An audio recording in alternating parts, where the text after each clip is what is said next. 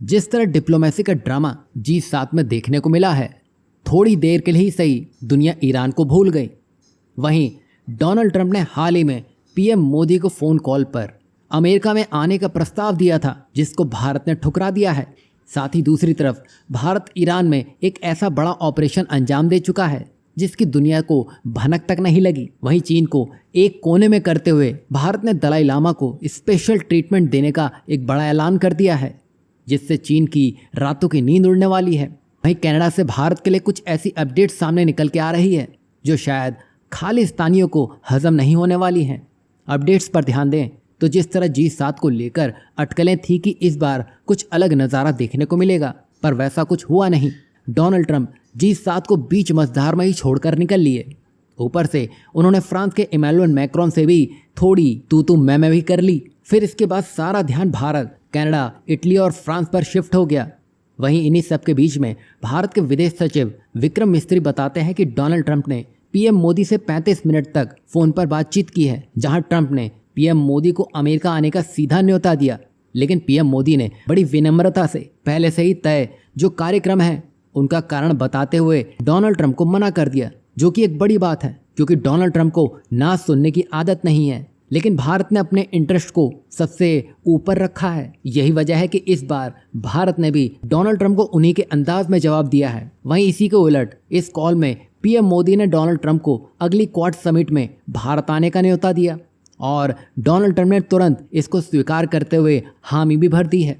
बता दें कि पिछली बार जब क्वाड समिट भारत में होनी थी तब जो बाइडेन को भारत आने का न्योता दिया गया था, लेकिन ना तो वो भारत में आए और ना ही भारत में क्वाड समिट हुई। तो कुल मिलाकर जिस तरह क्वाड का इतिहास है, अब देखना यह दिलचस्प होगा कि क्या इस बार डोनाल्ड ट्रंप भारत आते हैं या नहीं। वहीं इस कॉल में भारत ने यह भी साफ कर दिया कि अमेरिका की तरफ से कोई भी ऑफिशियल मध्यस्थता की कोशिश नहीं की गई थी, जैसा कि पहले रिपोर्ट्स में कहा गया था। यहाँ आपको क्या लगता है, पीएम मोदी का अमेरिका ना जाकर क्रोएशिया जाना एक बेहतर कूटनीतिक कदम था? हाँ या ना में आप अपनी राय क्या सोचते हैं ज़रूर बताइएगा। वहीं दूसरी अपडेट बड़ी खास है जिसको लेकर हर भारतीय की इस पर नज़र थी। दरअसल आप ईरान और इजराइल के संघर्ष को तो देख ही रहे हैं, जहां दोनों ही देश अब रुकने का नाम नहीं ले रहे हैं। वहीं भारत ने ईरान में एक बड़े ऑपरेशन को इसी बीच अंजाम दे दिया है। जैसे ही ईरान इजराइल संघर्ष ने हिंसक मोड़ लिया, भारत सरकार तुरंत एक्शन लेते हुए वहां फंसे 110 भारतीय छात्रों को निकालने की तैयारी शुरू कर देती है। हालत को गंभीर होता हुआ देख मिशन को सर्वोच्च प्राथमिकता दी गई। इसमें से 90 छात्र जम्मू कश्मीर से थे जो युद्धग्रस्त इलाके में फंसे हुए थे।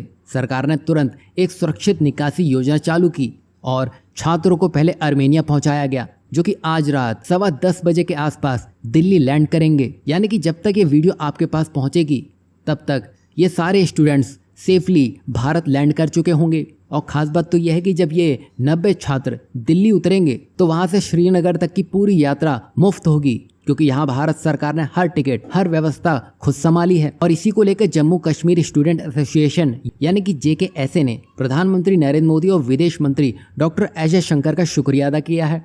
साथ ही उम्मीद जताई है कि जो छात्र अभी भी वहाँ फंसे हैं उन्हें भी जल्दी निकाला जाएगा। यहाँ आपको क्या लगता है, भारत सरकार ने सही वक्त पर सही कदम उठाया है? इस पर अपनी राय आप ज़रूर दीजिएगा। वहीं तीसरी बड़ी अपडेट शायद चीन को हजम नहीं होने वाली है, क्योंकि आने वाली 6 जुलाई 2025 को, जो कि अब सिर्फ एक तारीख नहीं रही है बल्कि एक ऐसा दिन होगा जो भारत, तिब्बत और चीन के रिश्तों में एक बड़ा बदलाव भी ला सकता है। दरअसल 14वें दलाई लामा का 90वां जन्मदिन आने वाला है, लेकिन ये सिर्फ एक बर्थडे सेलिब्रेशन नहीं रहने वाला है। ये एक धार्मिक, राजनीतिक और कूटनीतिक टर्निंग पॉइंट बनता जा रहा है। बता दें कि दलाई लामा तिब्बती बौद्धों के सबसे बड़े गुरु हैं। वे शांति, करुणा और अहिंसा के प्रतीक माने जाते हैं। वहीं 1959 में चीन से बचते बचाते वो भारत आए और धर्मशाला में बस गए। आज दुनिया भर में बौद्ध लोग उन्हें मानते हैं। अब उनका 90वां जन्मदिन अंतर्राष्ट्रीय उत्सव बन गया है। अमेरिका, जापान, नेपाल और भूटान जैसे देशों में ये जश्न मनाया जाएगा। वहीं धर्मशाला में एक विशेष समारोह भी होगा जहां दुनिया भर से मेहमान और बौद्ध गुरु आएंगे। वहीं इस बार भारत सरकार दलाई लामा के 90वें जन्मदिन को सिर्फ धार्मिक आयोजन नहीं बल्कि एक कूटनीतिक अवसर मान रही है, जहां किरण रिजिजू, सिक्किम और अरुणाचल प्रदेश के मुख्यमंत्री जैसे बड़े नेता धर्मशाला पहुंचेंगे। अब सबसे बड़ा सवाल तो यह है कि 15वें दलाई लामा कौन होंगे? चीन चाहता है कि अगला लामा तिब्बत से हो ताकि वो उन्हें काबू में कर सके। लेकिन दलाई लामा के समर्थक चाहते हैं कि वो किसी स्वतंत्र देश से चुना जाए। और यहाँ पर यह भी हो सकता है कि भारत सरकार ऐसे मौके पर अपनी तरफ से दलाई लामा को कोई बड़ा सम्मान देने की सोच रही हो। इससे आप खुद ही समझ सकते हैं कि चीन की हालत क्या होगी। यहाँ आपको क्या लगता है कि अगला दलाई लामा क्या भारत से होना चाहिए या फिर तिब्बत से होना चाहिए? इस पर आप क्या कुछ सोचते हैं ज़रूर बताइएगा।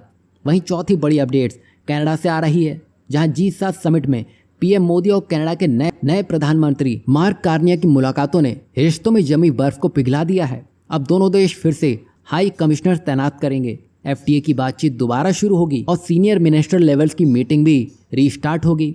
वहीं शिक्षा, टेक्नोलॉजी, ग्रीन एनर्जी और प्रवासी भारतीयों की सुरक्षा जैसे क्षेत्रों में सहयोग बढ़ेगा। अब इस नई शुरुआत से भारत विरोधी खालिस्तानी तत्वों को एक बड़ा झटका लगेगा, जिन्हें पिछली सरकार यानी कि जस्टिन ट्रूडो के राज में परोक्ष समर्थन मिल रहा था। यहाँ आपको क्या लगता है, यहाँ जो कनाडा की तरफ से अभी जो भी कुछ हो रहा है वो सिर्फ एक दिखावा है या असली बदलाव की एक बड़ी शुरुआत है? इस पर आप अपनी राय क्या रखते हैं ज़रूर बताइएगा।